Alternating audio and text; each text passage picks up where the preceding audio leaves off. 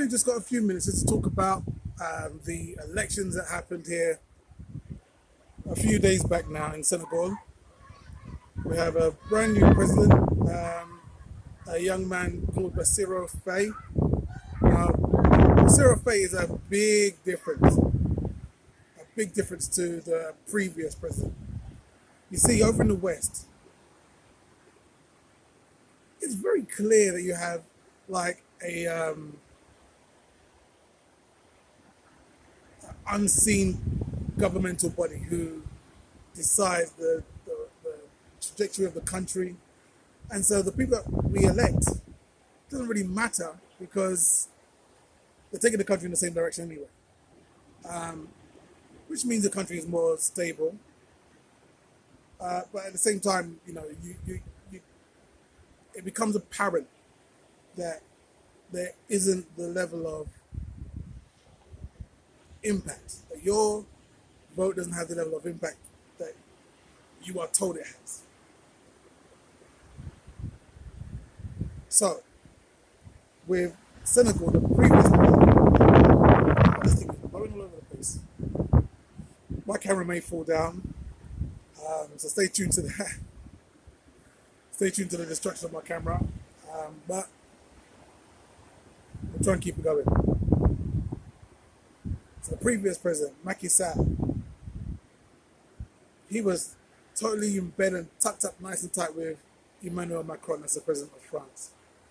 That was pretty clear because when the Sahel countries, Mali, Côte d'Ivoire, Mali, Burkina Faso, and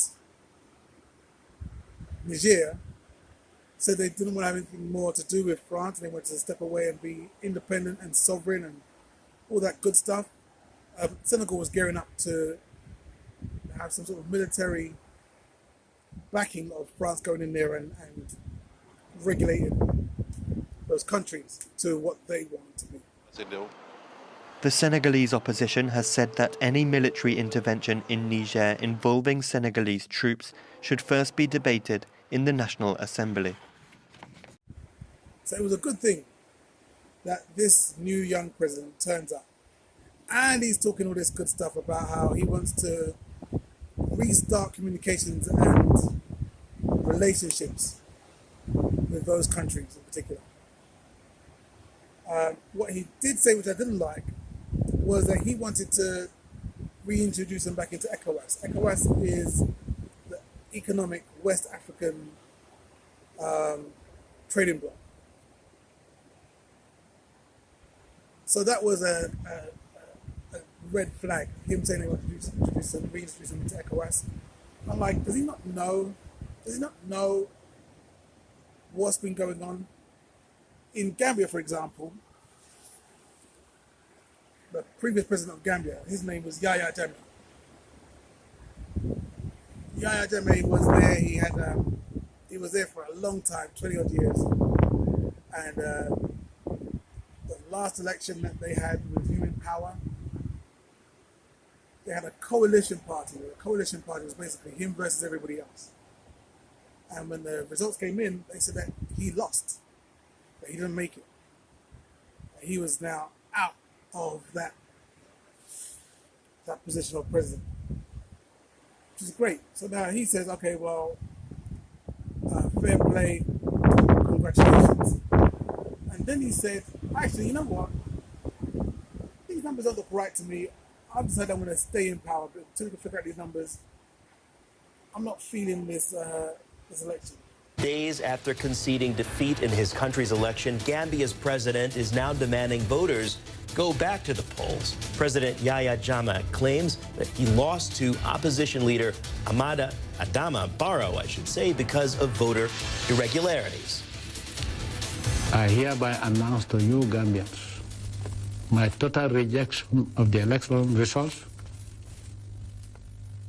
and thereby annulling the elections in its entirety, and until we will go back to the polls, because I want to make sure that every Gambian has voted.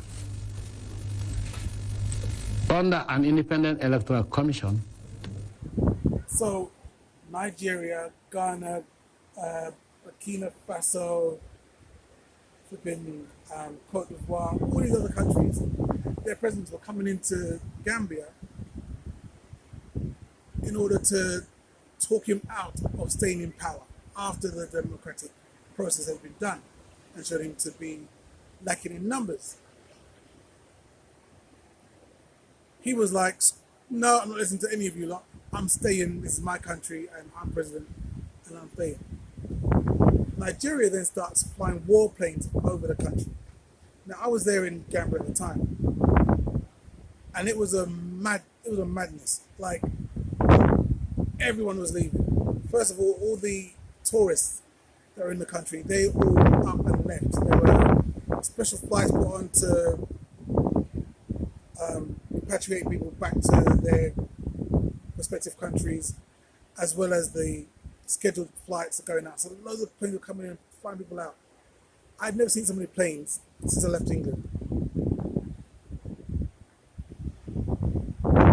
Local people were leaving and coming over to Senegal. So you were seeing cars, taxis, vans, whatever, packed. You know, I remember seeing a car which had the whole three-piece suite tied on top of the car. So they had a sofa on the top of the car and the two armchairs like strapped to the boot of the car. What do you guys call it? The trunk. To the trunk of the car.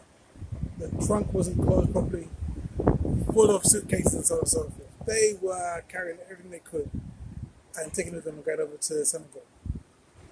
So these other African countries were clearly being driven by their European puppet masters to come in and talk to and convince and fly warplanes over the country of Gambia in order for this man to leave his post. When those warplanes flew over, and they were loud and they were low, he heard them because he was like, you know what? Gambia isn't for me so much, and he left. He was out.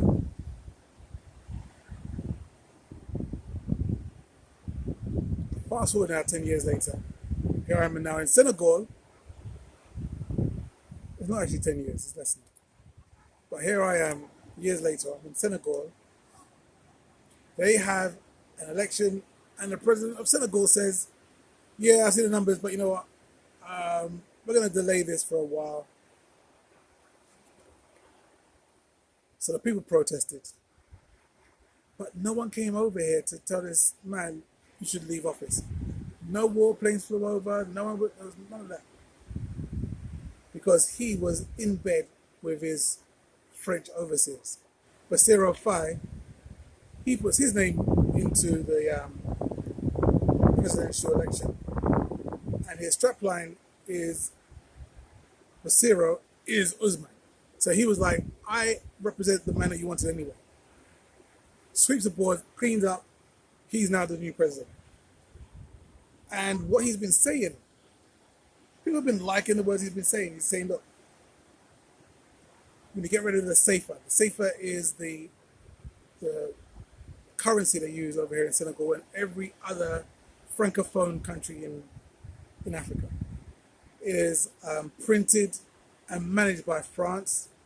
And the payment for the printing and managing the money, the interest rates, and so forth, is that 50% of the country's reserves have to be kept in French banks. So that means that there is no autonomy. It means that you can't manage your interest rates as a country. It means that you can't have sort of like young, upwardly mobile people in the country. It's either you're mad wealthy or you're mad broke. No middle class. And that happened all over the continent. So they're like, so President Faye was like, yeah, we're finished with that. We're not going to do that anymore. And we're going to talk to these other people that have said they don't want to have any business dealings with France anymore. So he's been saying some good stuff. He also has two not one, but two sexy wives. He has two first ladies coming into the Royal Palace, which I also think is a plus. Last minute edit. They are not as sexy as my wife. Being with one black woman is enough headache. This young man is managing two. That is two of them, two sets of family. I mean, before then, he was a tax collector. He did a whole thing.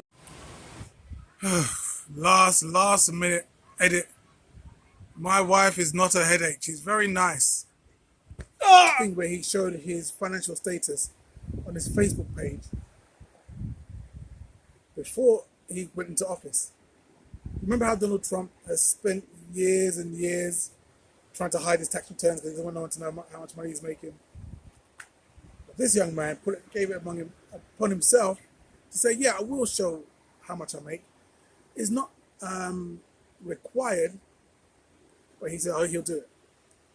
And he had $6,500 to his name.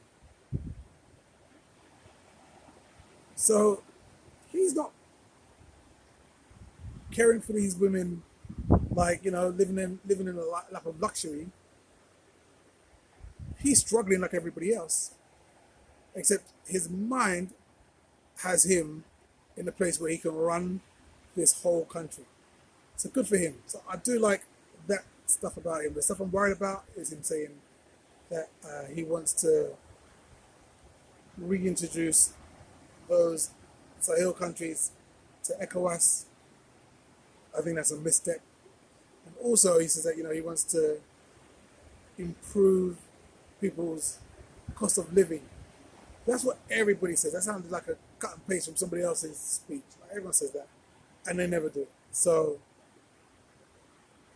I'm feeling like there's some politics going on there. But I like to see where he takes it, because where he's starting from is very good, very, very good. Well, he's got. Oh, camera, stay. Oof. Okay, I'll sit like this. So while he's got these two, soon to be ex-colonial overseer Macron has this one. And you know what they say about her. So we shall see. We shall see. I think it's too early right now to make a condemnation or a recommendation on this new President fight. But I'm being hopeful. I'm looking forward to seeing what it is. It's your brother Marley. Until next time. Take care, please.